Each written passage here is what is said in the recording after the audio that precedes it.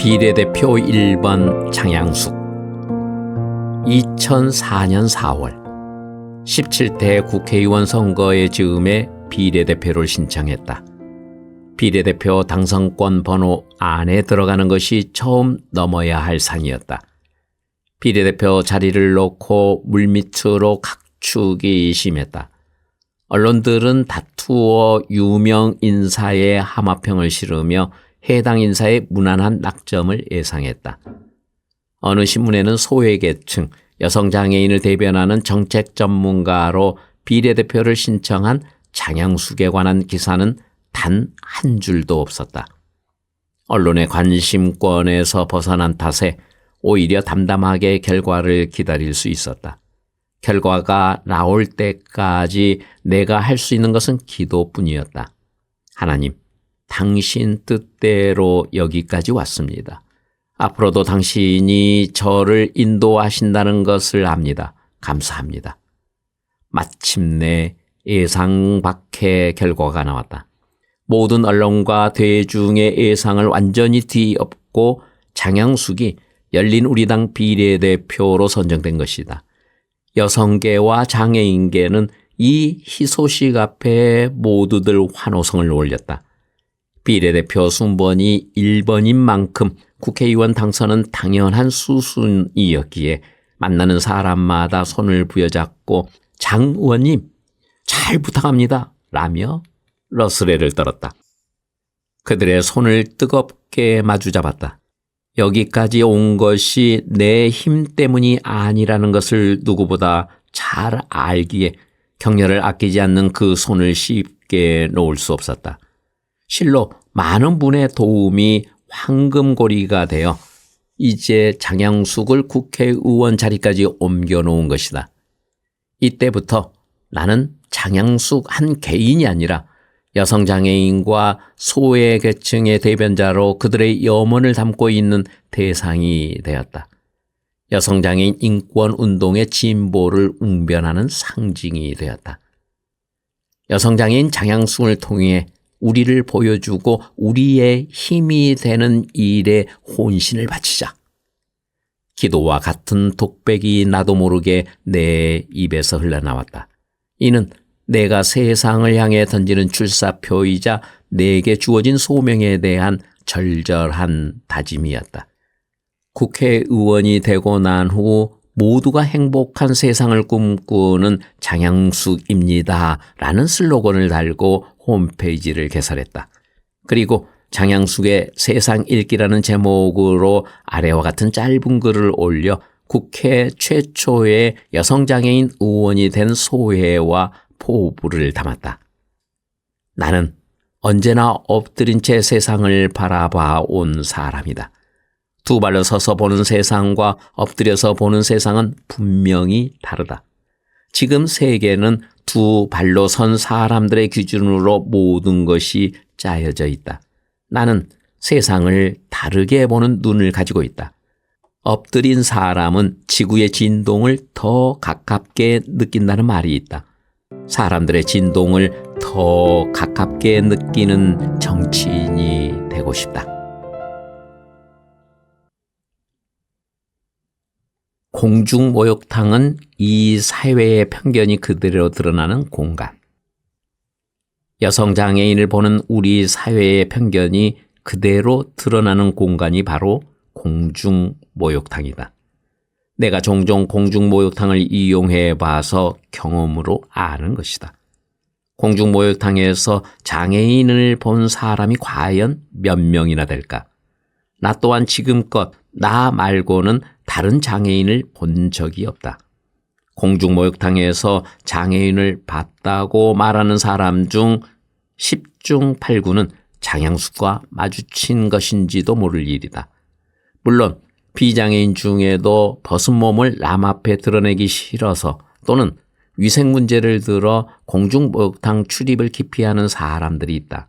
하지만 나와 같은 장애인이 쉽사리 공중목욕탕에 가지 못하는 진짜 이유는 우리의 불편한 신체를 남 앞에 드러내는 것을 꺼려서라기보다 타인들이 던지는 거북살스러운 시선 때문이다.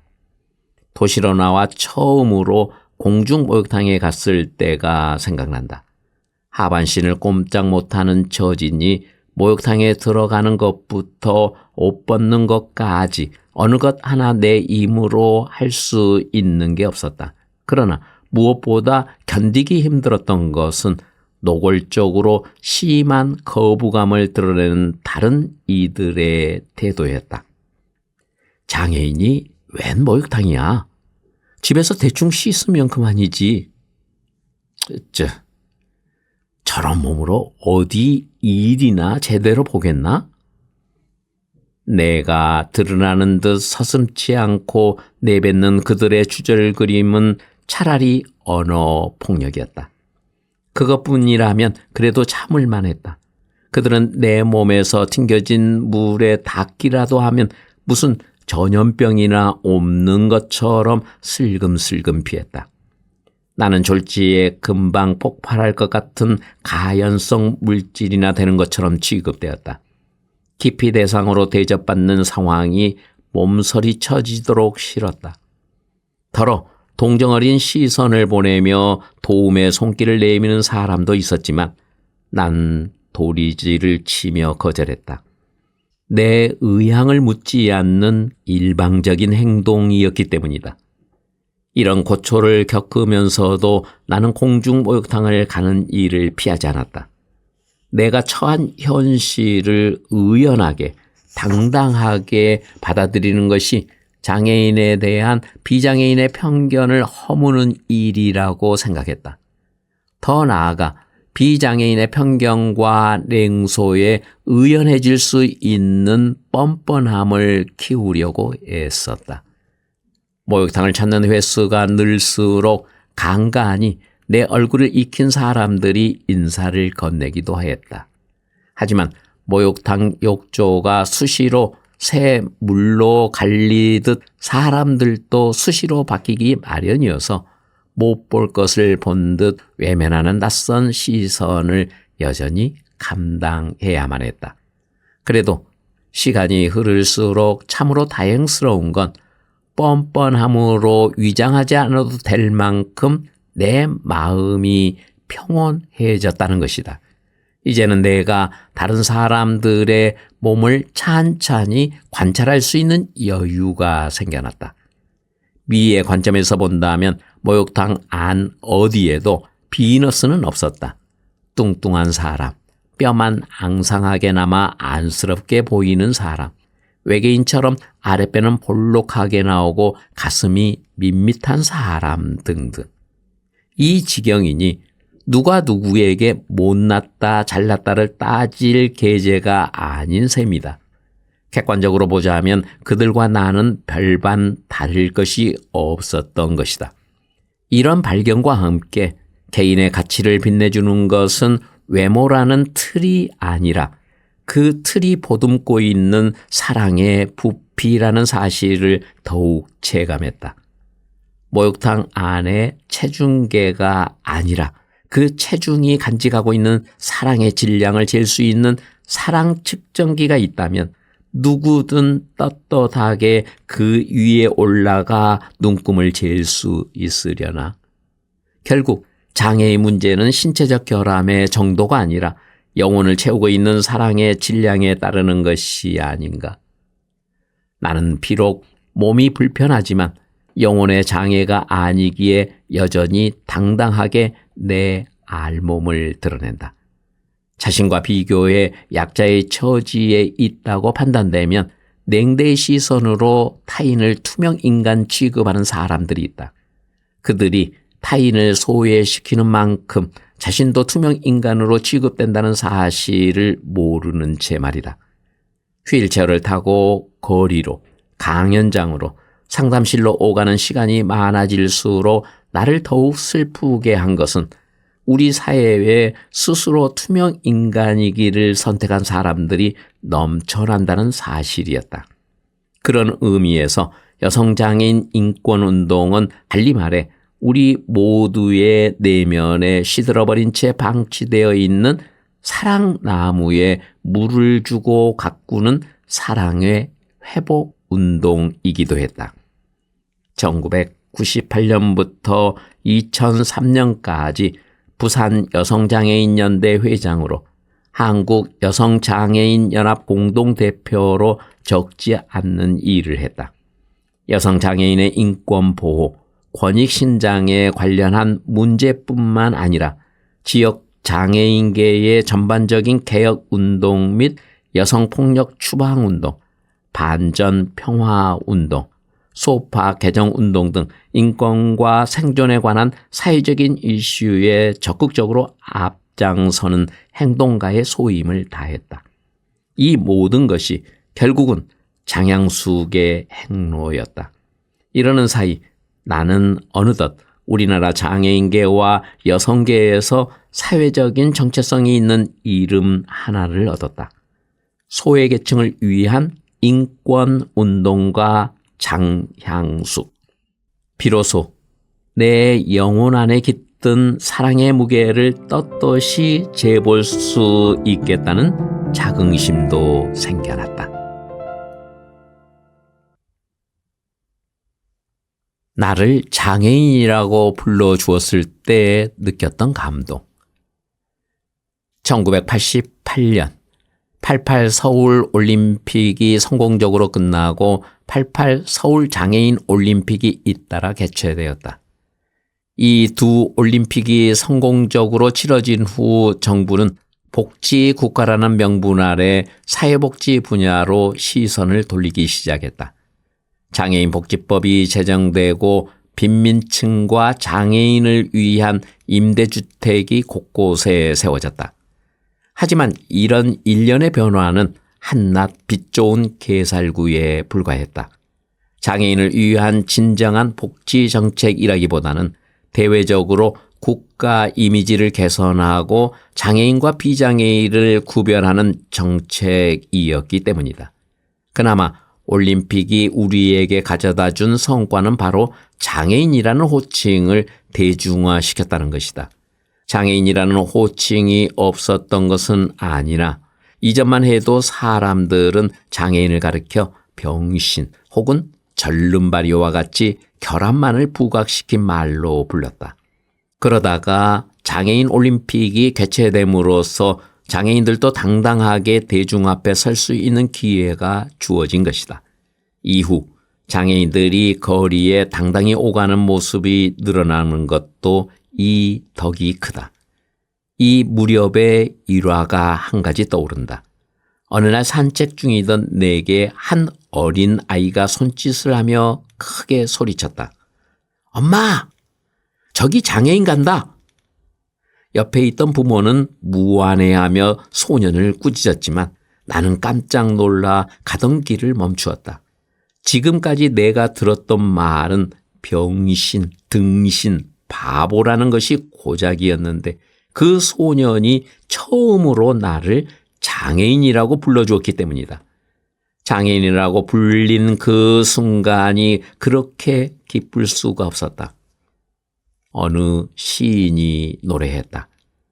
내가 너를 꽃이라 부를 때 너는 내게 다가와 꽃이 되었다고. 그 아이가 나를 가리켜 장애인이라고 불러주었을 때 나는 그 아이에게 꽃이 되었고 그 아이 또한 내게로 와서 꽃이 되었다.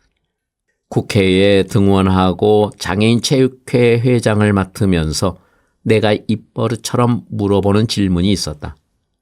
장애인 올림픽을 아십니까? 앞으로는 내가 이렇게 물으면 물론이죠. 아시아 장애인 경기 대회도 잘 알고 있는 거요? 라고 대답해주는 사람들이 늘었으면 한다.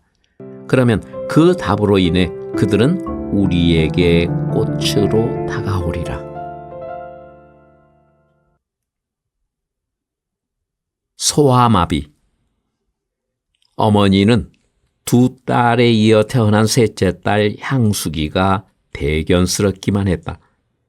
태어날 때부터 머리카락이 검었고 5달쯤에 걸음마를 시작했다고 하니 키우는 재미가 남다르셨던 모양이다.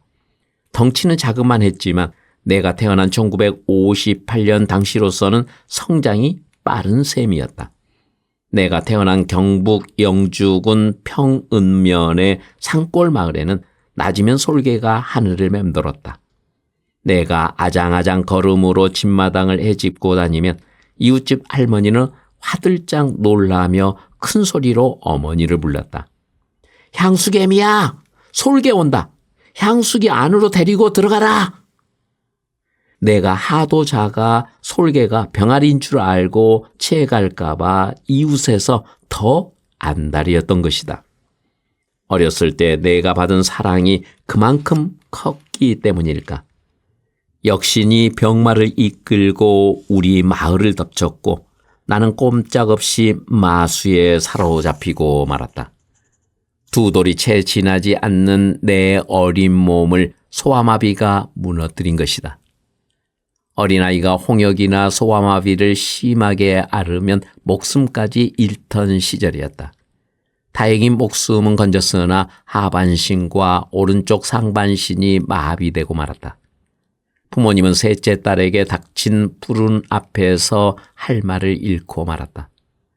병이 난 때가 5월이었는데 그 해가 다 저물도록 아버지는 집안에 몸을 들이시지 않으셨다. 축담 위에 가마니를 깔고 그대로 쓰러져 주무셨다. 상심을 달랠 길 없어 가슴이 너무 타서 도저히 방 안에 들어와 잠을 잘 수가 없었던 것이다. 그 무렵 아버지의 모습을 잊을 수가 없다. 자다가 깨서 인기척을 느껴 두리번거리면 아버지가 내 머리맡에서 땅이 꺼져라 한숨을 쉬고 계셨다. 아버지는 내가 소아마비를 앓게 된 것이 자신의 부덕에서 빚어진 천형이라고 여기시는 것 같았다.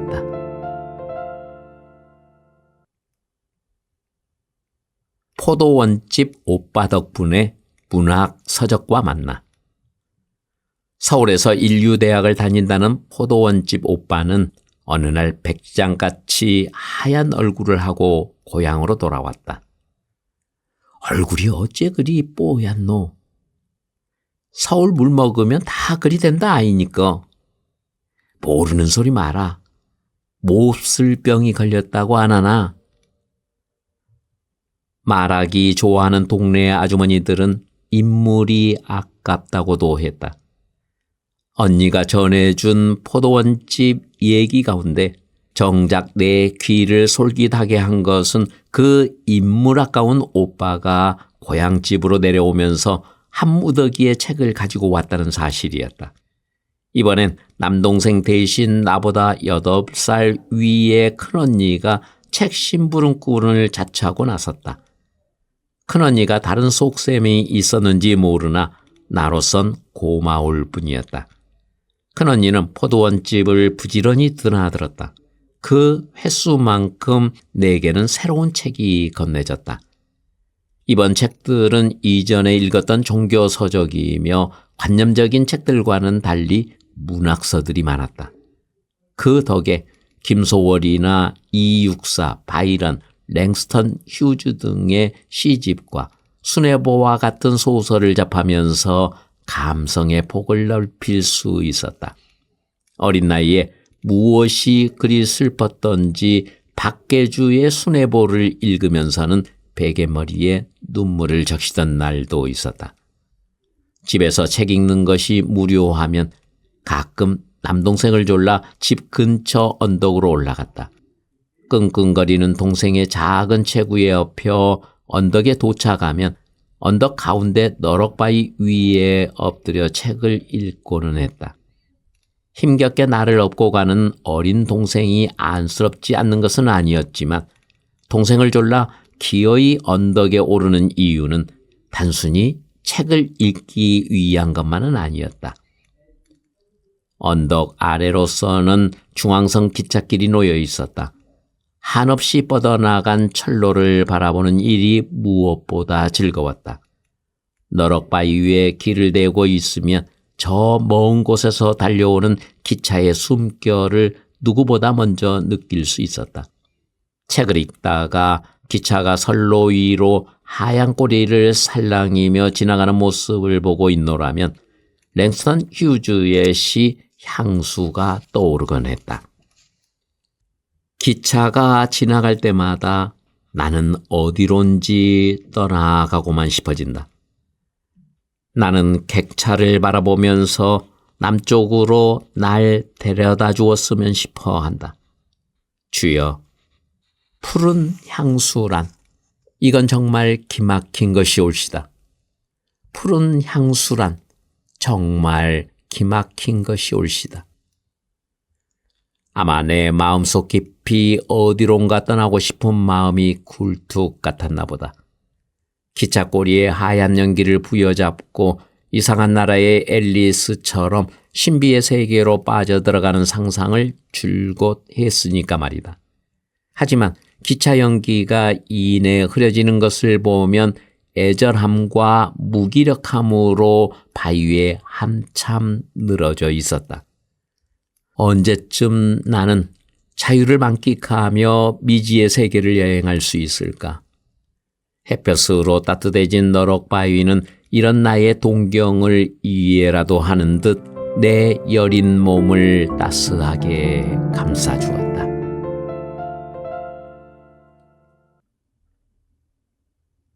호랑나비가 되어 날아오르는 사념비행.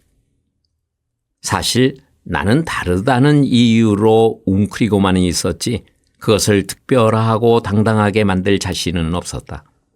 내가 느끼는 이 권태로움과 세상에 대한 공포심은 바로 내 자신에게 나온 것이었다. 나는 가만히 눈을 감았다. 내 마음속에 파란 하늘이 담겨져 있었다. 마음 안에는 이제껏 내가 담아온 풍경들이 쉴 새 없이 튀어나오고 있었고 나는 갈매기 조나단처럼 창공을 날고 있었다. 영주의 하늘과 고향과 사람들이 하늘을 날고 있는 나를 향해 손을 흔들고 있었다. 장애라는 사슬로 나를 묶어놓은 주범은 다른 사람의 시선이 아니라 바로 내 자신이라는 것을 알게 되자 비로소 내 자신이 내면의 육체에 구애받지 않는 자유로운 존재임을 발견할 수 있었다. 이런 발견, 아니 깨달음은 나의 삶, 나의 장애를 다르게 인식하는 중요한 계기가 되었다. 자유롭지 못함에 대한 솔직한 인정이야말로 내 신체의 한계를 극복하는 문이었다. 이는 또한 진실한 눈으로 자신을 바라볼 수 있는 용기를 갖게 해주었다. 마음의 눈으로 보고 이해하는 것. 나의 몸은 비록 정지해 있으나 나의 마음은 무한히 자유로울 수 있다는 것을 깨닫게 되었다. 나는 호랑나비를 통해 날고 있다. 그의 몸에 내 마음을 실어 우아하고 도도하게 날갯짓을 하며 마당을, 도시를, 세상을 그리고 상상의 공간까지 자유롭게 이동했다. 이것이 내가 사념비행이라고 이름 붙인 것의 실체다. 가고자 하는 곳을 상상과 사념의 마음속에 그려 넣는 것이다. 내 사념비행의 대부분은 책을 통해서 이루어졌다. 책을 읽으면 선명하게 펼쳐지는 풍경들을 따라서 이야기 속으로 빨려 들어갔다. 육신의 한계를 떠난 의식의 확대는 사람이 얼마나 미미한 존재인가를 깨닫게 해주고 겸허해질 수 있도록 도와주었다. 나는 책 속에 몸을 실으면서 리처드 바크나 생텍쥐페리가 보았을 세상도 비행하였다. 혼자 있는 두려움 때문이었건 지루함 때문이었건 간에 이제 그러한 것들은 중요하지 않았다. 나는 분명 그들과 함께 다른 세상 속에 있었으며 그 세상의 높이에서 내 자신을 새롭게 바라볼 수 있었다. 내가 거리에 있으니 사람들이 달라졌다.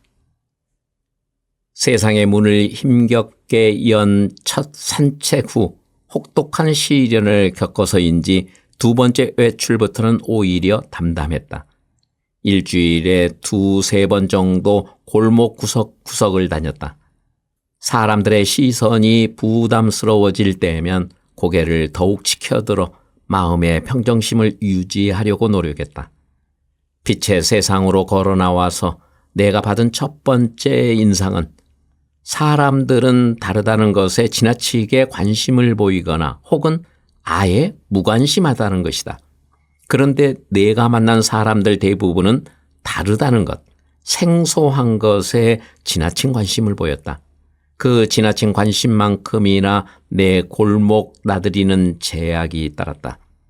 당시 사람들이 흔히 보아온 장애인은 거리에서 불편한 다리를 끌며 구걸을 하는 사람들이었다.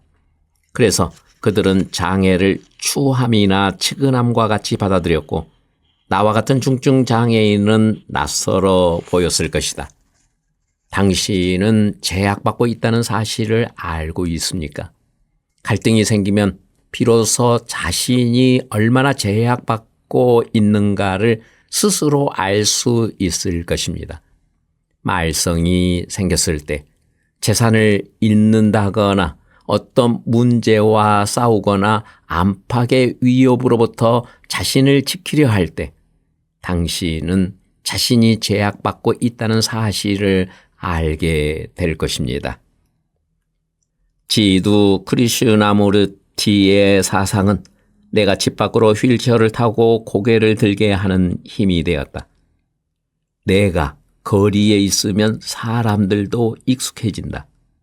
내 예상은 현실이 되었다. 그렇게 5년여 동안 골목을 돌아다니자 사람들은 차츰 나에게 익숙해졌고 그 익숙함은 곧 무관심으로 변했다. 세상 사람들에게서 받은 두 번째 인상은 관심과 무관심의 문제와 관련된 것이다. 내가 사람들을 지켜본 바에 따르면 관심과 무관심은 양극의 개념이 아니었다. 이 상반된 두 개념은 하나의 연장선에 놓여 있다. 어찌되었든 내가 거리에서 조금 더 자유로워진 것만은 사실이었다. 사람들의 시선을 견디는 데 익숙해진 탓도 있지만 내 자신에게서 정적을 만들어낸 덕분이었다. 가끔 시장통까지 나서게 되면 내 휠체어를 보고 사람들이 일제히 양편으로 갈라섰다. 그럴 때면 우스갯소리로 내 몸은 그리 크지 않아요. 안 피하셔도 되거든요. 라고 너스레를 떨고는 했다. 때로는 내가 불쌍하다고 돈을 주고 가는 사람들도 있었다. 이럴 때는 황당했다. 모르는 사람들이 왜 내게 돈을 주는지 그 이유를 그때는 몰랐기 때문이다. 어떨결에 돈을 받아들고서는 이걸 어떻게 해야 하는지, 상대방에게 어떻게 나를 인식시켜야 하는지 엉거주춤할 수밖에 없었다. 그러다 정신을 차리고선 단호한 어투로 따져 물었다. 아주머니, 왜 저에게 돈을 주시는 거죠? 저는 이 돈이 필요하지 않습니다. 정중히 돈을 돌려주고 돌아서면 안타까움에 가슴이 메어졌다. 비장애인들은 장애인을 구걸하는 사람, 도와주어야 할 사람, 돈이 부족한 사람이라고 쉽게 생각하는 듯했다. 사실 내가 돈을 쥐어준 사람들은 가슴이 따뜻한 사람들이다. 하지만 그들은 동정과 배려의 차이를 착각하고 있었다. 장애인이라면 무조건 적선을 해야 하는 것으로 여기는 것은 무지의 다름이 아니다.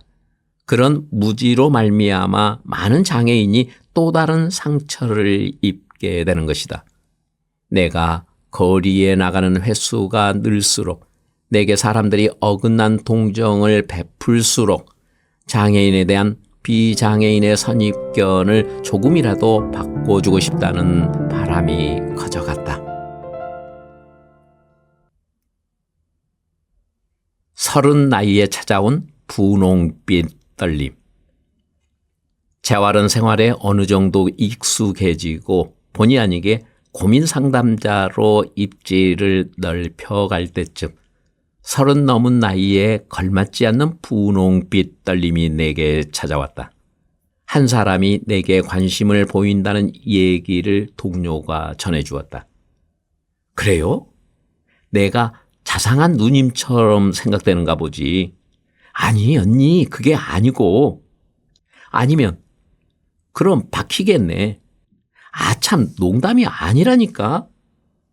생전 연애 감정을 가져보지 못한 나로서는 자꾸 머뭇거리기만 하는 동료에게 썰렁한 농담을 건네며 영문을 몰라 했다. 동료가 말하는 내용이 한 사람이 내게 연애 감정을 느끼고 있다는 얘기라는 걸 알게 된 것은 얼마 뒤였다. 그 사람은 나보다 나이가 어린 연하였고 다른 과에서 교육을 받고 있었다. 그런데 동료의 은밀한 얘기를 전해들은 뒤부터 이전엔 아무렇지 않게 대화했고 편하게 지나쳤던 그의 존재가 이상한 떨림으로 와 닿았다. 더 못 말릴 감정 변화는 어찌된 까닭인지 그와 얼굴을 마주칠 때마다 내 얼굴이 어느새 화끈거릴 정도로 상기되는 것이었다. 그렇게 나는 한 남자와 사랑에 빠졌다. 이전만 해도 아마 그럴 거야 라고 짐작만 했던 연애 감정을 막상 체험하니 오묘하기 이를 데 없었다. 젊은 베르테르의 슬픔이 비로소 이해되기 시작한 것도 이때였다. 10대 시절 읽은 괴테의 젊은 베르테르의 슬픔은 부끄러운 고백이지만 내가 끝까지 읽어내지 못한 최초의 책이었다. 아무리 되새김질을 해도 연애 감정의 미묘함을 알지 못했던 나로서는 베르테르의 열정이 이해가 되지 않았기 때문이다. 결국 읽는 도중 책장을 덮어버렸다. 이후에 2번이나 더 도전하고 나서 그것도 20대 중반의 오기로 읽어낸 책이 젊은 베르테르의 슬픔이었다. 사실 이때의 독파도 독서라기보다는 해독에 가까웠다. 내게는 다른 어려운 철학책보다 난해한 책이 베르테르였던 것이다. 그랬는데 내 가슴에 사랑의 감정이 찾아오자 베르테르의 내용이 안개 거친 들판처럼 훤하게 파악되었다. 베르테르가 로테의 사랑을 얻지 못해서 겪는 지극한 슬픔과 베르테르가 죽은 후에야 뒤늦게 그에 대한 사랑을 깨닫는 로테의 비탄은 연애의 열정을 직접 경험하고 나서야 비로소 애절하게 다가왔다. 왜 베르테르의 슬픔이 비극적으로 끝나는지 이해할 수 없었던 예전과 다르게 베르테르에게서 피어난 사랑의 열병이 죽음이라는 최고의 열정으로 승화된 것이라는 해석이 가능해졌다.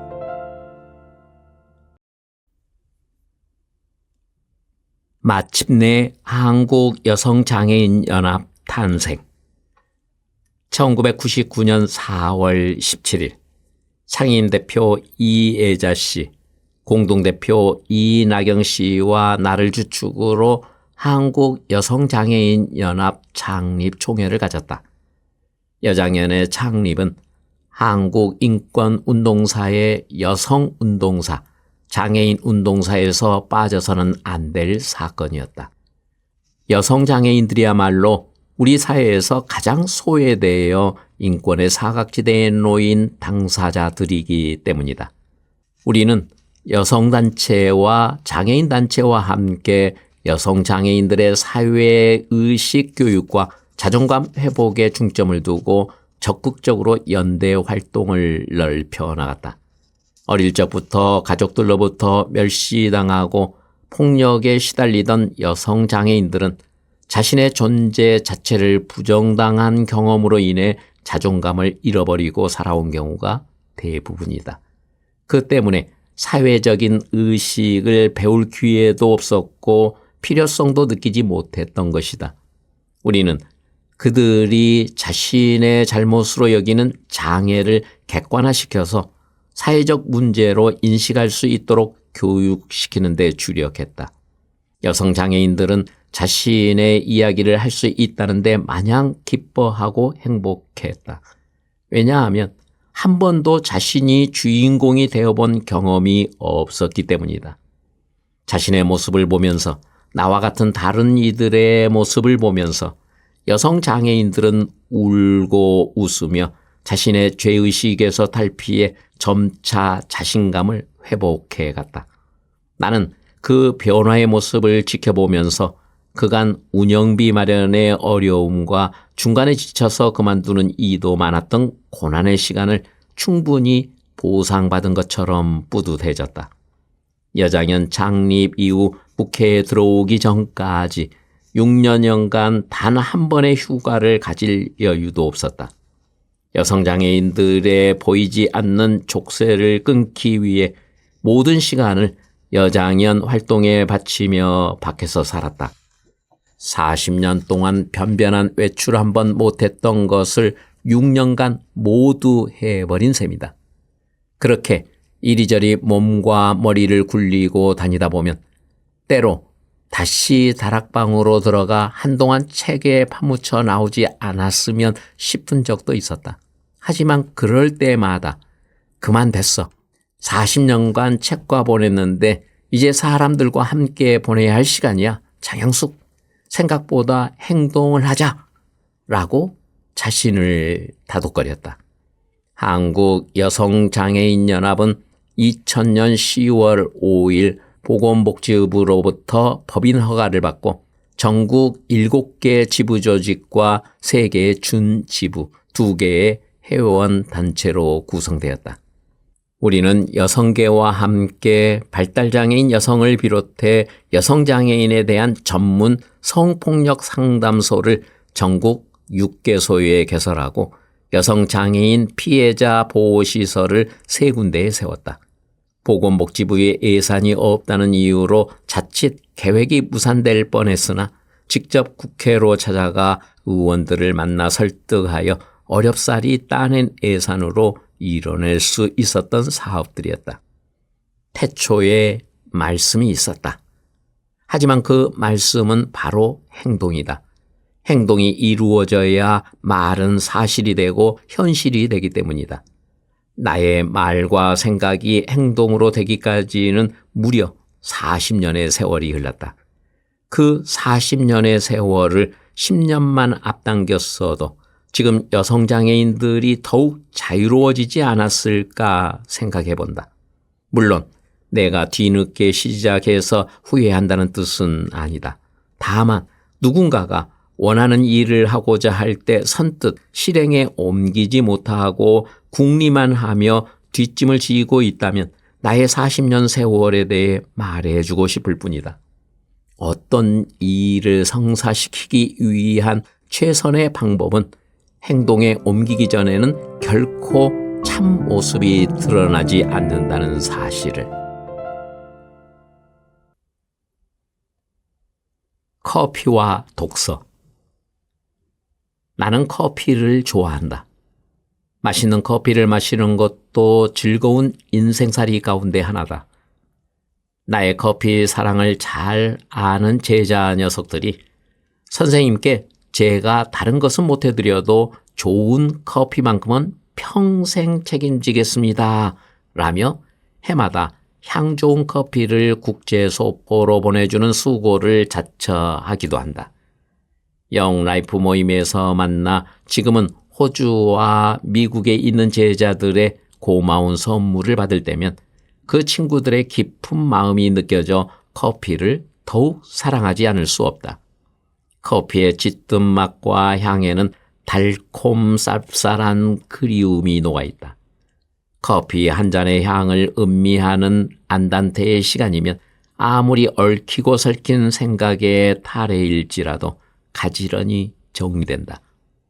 견디고 싶을 때 커피를 마신다고 신달자 시인이 말했던가. 누가 보더라도 수평의 마음을 지키고 있는 듯 보이려고. 아무튼 커피가 사람의 마음을 달래주는 마력이 있다는 것에는 의심의 여지가 없다.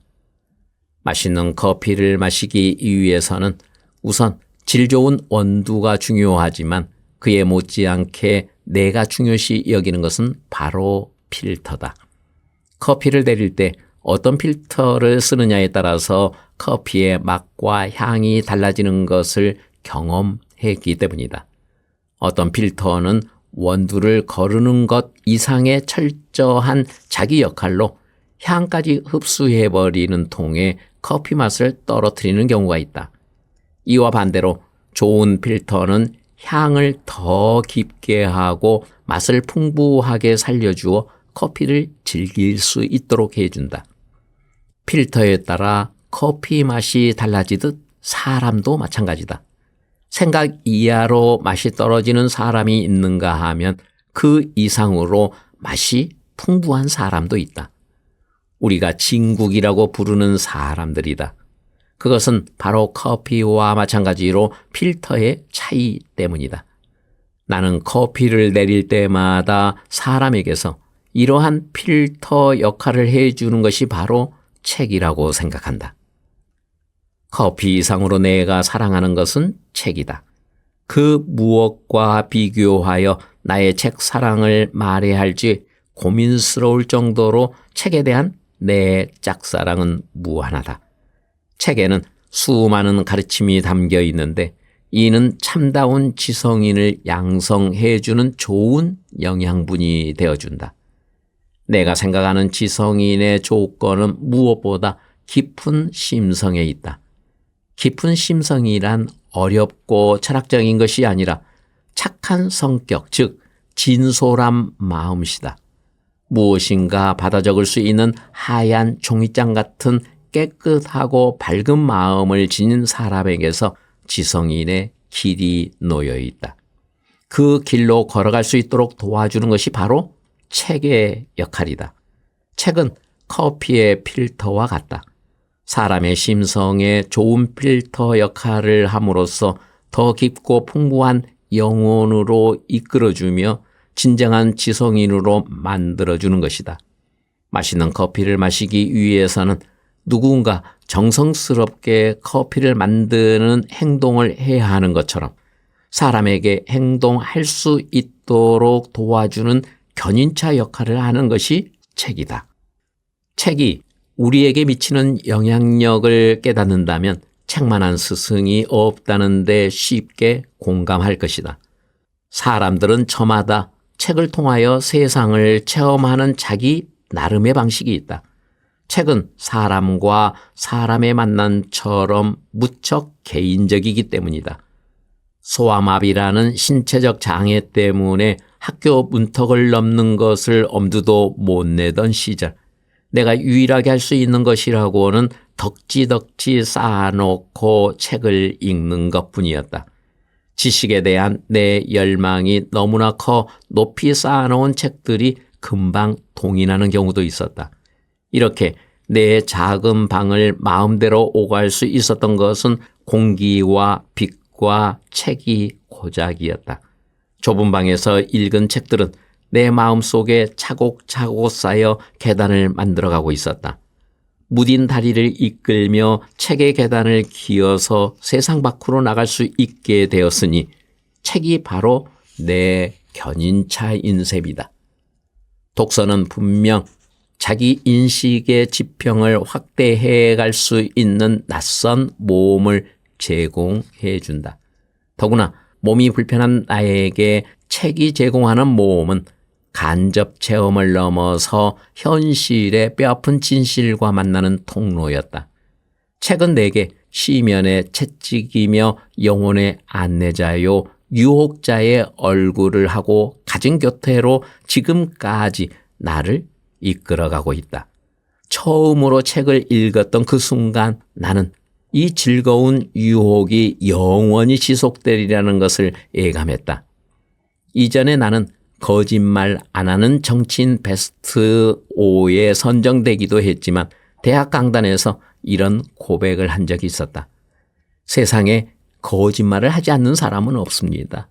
단 어떤 거짓말을 하느냐가 중요할 뿐입니다. 내가 얼굴을 붉히지 않고 서슴없이 할 수 있는 단 하나의 거짓 없는 말이 있다면 그것은 바로 나의 인생은 책으로 만들어졌다라는 것이다. 지금 생각해보면 내게 소아마비와 독서는 신의 뜻인 듯 싶다. 책이라는 다리를 통해 난 비워야 얻는다는 진리를 터득했다. 구제프의 수제자 중 한 사람인 모리스 니콜은 우리는 우리 자신을 꾸미지 않아야 하듯이 다른 사람도 꾸미지 말아야 한다. 우리가 우리 자신을 꾸미지 않게 될 때 우리는 또한 다른 사람도 꾸미지 않게 된다라는 유명한 말을 남겼다. 나는 독서의 유효함이 바로 이것에 있다고 생각한다. 독서는 우리 자신을 발견하도록 도와준다. 또한 내적인 자기 대화가 가능하도록 진정한 소통의 길을 열어주어 자신을 꾸밀 필요가 없도록 만들어준다. 그래서 나는 사람들에게 책을 선물해 주는 일을 큰 낙으로 삼고 있다. 예전에 독서의 날에 책사랑 캠페인을 벌이고 연설을 한 적이 있었다. 독서의 중요성과 필요성을 익히 알고 있었던 터라 연설을 하는데 막힘이 전혀 없었다. 연설을 끝내고 나는 참가한 사람들에게 원하는 책을 마음껏 고르도록 해 무려 80만 원 넘게 지출했는데도 전혀 아까운 생각이 들지 않았다. 그만큼 누군가에게 책을 선물하는 일은 오히려 나를 풍성하게 만드는 일이기 때문이다. 책을 소유하는 사람의 것이 아니라 읽는 사람의 것. 그것이 바로 책에 대한 나의 지론이다. 안녕하세요. 책 읽어드리는 집사 백종환입니다. 희망으로 엮은 아름다운 삶. 장양숙의 만리장서 이야기 깊은 긍정이었습니다. 이 책의 제목 아래에 깨알 같은 글씨로 쓰여 있는 내용이 새삼스럽게 다가옵니다. 나는 언제나 엎드린 채 세상을 살아온 사람이다. 두 발로 서서 보는 세상과 엎드려서 보는 세상은 분명히 다르다. 나는 세상을 다르게 보며 살아왔다. 엎드린 사람은 지구의 진동을 더 가깝게 느낀다는 말이 있듯이 책은 상실의 삶에서 너덜거리던 내 의지를 바로 세워준 구원의 십자가였다. 캄캄하고 어두운 밤에 책은 희망이라는 별들을 만들어 주었고 새로운 나를 잉태하는 어머니의 자궁 같은 존재였다고 쓰여 있습니다.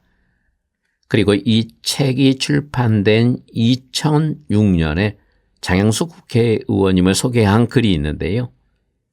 여성장애인 최초로 국회에서 의정 활동을 하고 있는 지은이는 휠체어에 의존하지 않으면 활동이 어려운 중증 장애인이다. 국회의원이 되기 전 그는 한 달 18만 원의 보조금을 받아 생계를 이어가던 생활보호 대상자였고 가난한 인권운동가였다.